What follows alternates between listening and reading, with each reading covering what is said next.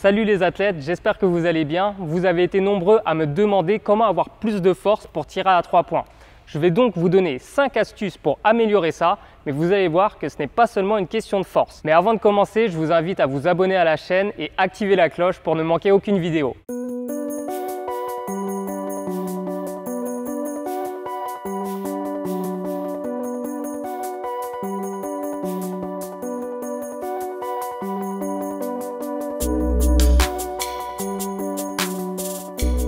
Pour pouvoir tirer de loin, ce n'est pas qu'une question de force. Quand vous regardez Steph Curry, vous voyez qu'il n'est pas le plus fort physiquement à NBA, même s'il est plus fort que vous ne le pensez. Pourtant, quand il s'agit de tirer de loin, c'est plus fort à NBA. Allez, il y a peut-être Damian Lillard qui le concurrence. Mais sinon, vous voyez que Steph Curry a une facilité à tirer de loin.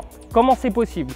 Tout simplement parce que pour tirer fort, pour tirer de loin avec plus de réussite, avec régularité, ce n'est pas qu'une question de force justement, c'est surtout une question de puissance. Donc la puissance c'est quoi? C'est la force multipliée avec la vitesse. Donc la vitesse est aussi voire plus importante que la force pour pouvoir tirer de loin. Donc avant de commencer avec les 5 astuces, je préfère vous rappeler une chose très importante. Si vous n'avez pas une bonne technique de base, ça ne sert à rien de faire les 5 exercices que je vais vous montrer. Travaillez votre technique. Je vous conseille de revoir ou de découvrir la vidéo sur les fondamentaux du tir avant de passer à cette vidéo et ces exercices. Et n'oubliez pas, pour travailler votre technique, il faut tirer de près. Ça ne sert à rien de vouloir tirer à 3 points si vous n'avez pas une bonne gestuelle de près. Pour pouvoir générer au mieux la puissance de ces tirs, il va falloir fléchir les jambes pour 2 raisons. La première, en fléchissant mes jambes, je vais mieux utiliser la force de mon bas de corps. Généralement, le bas du corps est plus fort que le haut. Donc là, en fléchissant, on va mieux utiliser cette force. Ensuite, vous voyez que quand je fléchis mes jambes, le moment de départ, entre le départ et le moment où je relâche la balle, il y a une distance qui est beaucoup plus grande en fait.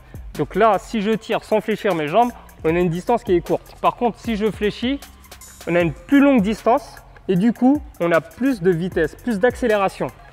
Et donc, on améliore ce rapport de puissance entre force et vitesse. Voilà pourquoi il est très important de fléchir ses jambes quand on tire. Mais pour utiliser au mieux la puissance de ces tirs, il faut aussi travailler le momentum. Le momentum, c'est donc le moment où on va relâcher la balle. Donc là, c'est bien de fléchir pour générer de la force. Par contre, si on tire à contre-temps, on n'utilise pas bien la puissance qu'on a générée avant. Donc, c'est pour ça qu'il faut travailler les tirs en un seul mouvement fluide. Moi j'ai tendance, je vais vous faire une confidence, j'ai tendance à bloquer un peu le ballon ici avant de tirer. Donc je vais aussi m'entraîner à tirer en un seul mouvement pour que ce soit fluide et pour que le momentum, pour qu'on utilise mieux la puissance générée. Donc tirer en un seul mouvement, c'est très important pour justement pouvoir tirer avec plus de réussite de loin. D'ailleurs, je vous invite à prendre un medicine ball et de faire cet exercice. Vous allez fléchir et vous arrêtez avant de lancer. Vous allez voir que vous allez avoir moins de force au final. Donc si vous faites ça en un seul mouvement, vous voyez que là vous générez bien la puissance. Et c'est la même chose avec le tir. Et maintenant on passe à l'exercice de tir pour travailler spécifiquement ce domaine. Le premier exercice va être simple. Vous allez travailler la fluidité de votre tir mais également votre momentum. Pour travailler efficacement, je vous propose de tirer proche du cercle. Donc vous pouvez tirer par exemple 1 mètre devant la ligne de lancer franc. Ce que vous allez faire, c'est donc fléchir vos jambes en tenant le ballon devant vous en respectant la position de triple menace avec cet angle de 90 degrés. Vous pouvez revoir la vidéo sur les fondamentaux du tir pour bien intégrer et vérifier cette position. Et ensuite, vous allez tirer en un seul mouvement. Donc aller de bas en haut dans un mouvement fluide pour justement bien générer toute la puissance de son tir. Vous pouvez éventuellement vous filmer pour corriger votre tir et vérifier que vous tirez bien en un seul mouvement. Vous pouvez faire des séries de 10, 20, 30, voire 50 tirs et au fur et à mesure, vous pouvez reculer au lancer franc, puis pourquoi pas à 3 points.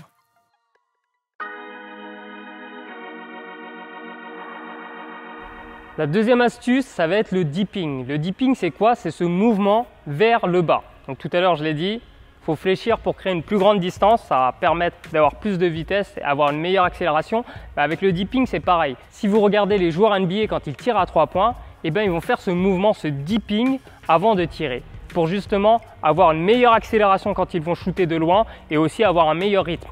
Donc c'est très important de pouvoir baisser le ballon avant de tirer. Alors c'est vrai qu'en club, en général, on déconseille aux joueurs d'amener le ballon vers le bas avant de tirer parce que ça augmente le risque de se faire contrer parce qu'on perd du temps. Sauf qu'en NBA, vu que la ligne à 3 points est plus loin, on peut se permettre de faire ça, mais c'est aussi très important pour cette notion de rythme et d'accélération de pouvoir baisser la balle, même si on le fait en le réceptionnant tout de suite pour perdre le moins de temps possible. Et je vais vous montrer un exercice pour travailler ça.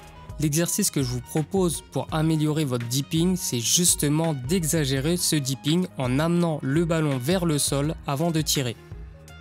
Au départ, vous allez donc garder votre position de triple menace avec l'angle de 90 degrés et vous allez fléchir vos jambes comme si vous allez faire un squat pour taper la balle sur le sol. Une fois que le ballon tape le sol, vous allez vous redresser et tirer en un seul mouvement. Il est important de rester gainé pendant l'intégralité du mouvement. Essayez de garder le corps droit, ne penchez pas trop vers l'avant et ne penchez pas trop vers l'arrière. Comme tout à l'heure, le but est d'avoir un tir fluide en un seul mouvement. Vous pouvez commencer cet exercice en tirant au-delà de la ligne des lancers francs. Pensez à varier les angles et varier les distances. Vous pouvez faire des séries de 10, 20, 30 tirs.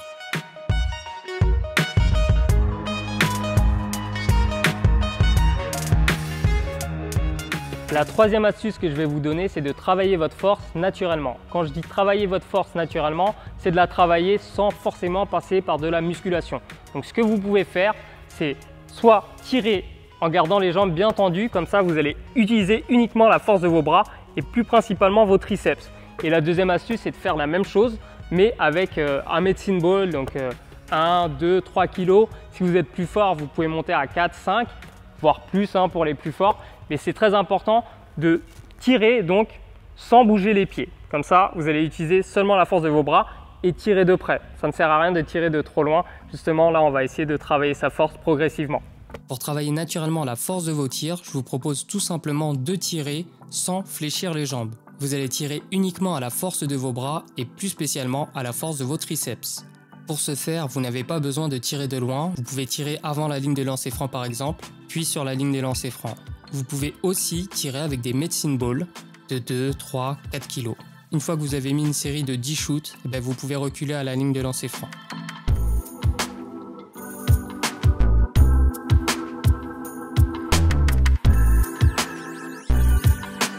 La quatrième astuce, ça va être de tirer en extension et non pas en suspension.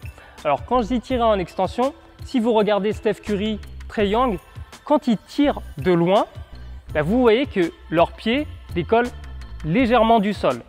Donc ils génèrent mieux la puissance pour justement leur tir. Quand vous regardez un tir en suspension, vous prenez Russell Westbrook, vous pouvez prendre le meilleur exemple, c'est Ray Allen. Vous voyez qu'ils vont générer de la puissance, mais pour aller plus haut. Donc cette puissance est générée pour aller plus haut, mais pas forcément pour tirer plus fort.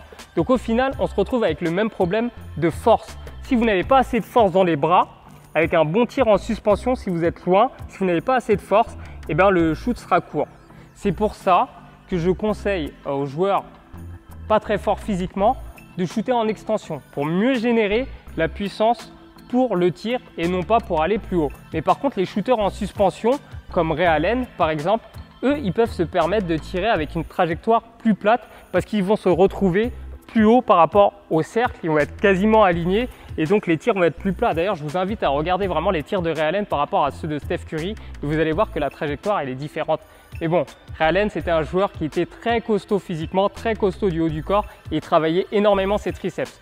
C'est pour ça que je vous conseille de tirer en extension avec ces exercices. Pour travailler votre tir en extension, je vous propose de refaire un exercice de tir que j'ai publié sur la chaîne. Donc il y a plusieurs possibilités. Il y avait l'entraînement de Stephen Curry, il y avait également l'ordinateur. Mais vous allez faire cet exercice en tirant uniquement en extension et non pas en suspension. Pensez une nouvelle fois à avoir un tir fluide en un seul mouvement.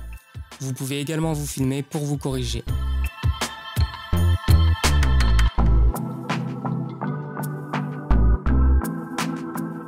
Cinquième et dernière astuce, c'est le relâchement. Je vais reprendre l'exemple de Steph Curry, mais c'est vraiment la référence ultime. Quand vous le voyez tirer de loin, vous avez l'impression que c'est facile. Pourquoi? Parce qu'il est complètement relâché. Pour tirer de loin, trop de joueurs font cette erreur de contracter les muscles. Parce qu'on pense qu'en contractant, on va tirer plus fort. Mais c'est faux. Si vous regardez d'autres sports, comme les sports de lancer du poids, javelot et même le foot, pour tirer plus fort, il faut être complètement relâché. Au foot, si vous contractez trop, vous n'allez pas pouvoir tirer plus fort parce qu'on cherche à justement optimiser cette vitesse. Et pour optimiser cette vitesse, il faut être relâché. Et dans le basket, c'est pareil, vous allez voir les meilleurs shooters à 3 points, quand vous les regardez au ralenti, ils sont complètement détendus, complètement relâchés et c'est ce qui fait que c'est si beau à voir. Le dernier exercice est simple, vous allez tout simplement faire des séries de tirs en pensant à être bien relâché. Pour ce faire, vous pouvez respirer lentement, souffler et vous imaginer à la place d'un shooter que vous admirez. Un shooter dont la fluidité et le relâchement est marquant. Mettez-vous à sa place, imaginez-vous ce qu'il ressent quand il tire. Essayez d'avoir le même relâchement. Dites-vous pendant cette série que vous êtes un shooter qui est incapable de manquer des tirs. Cela devrait vous détendre. Ne contractez pas vos muscles, ne cherchez pas à marquer à tout prix. Détendez-vous et profitez du moment pour tirer et vous décontracter. Vous pouvez même tirer de très loin en pensant uniquement à vous décontracter.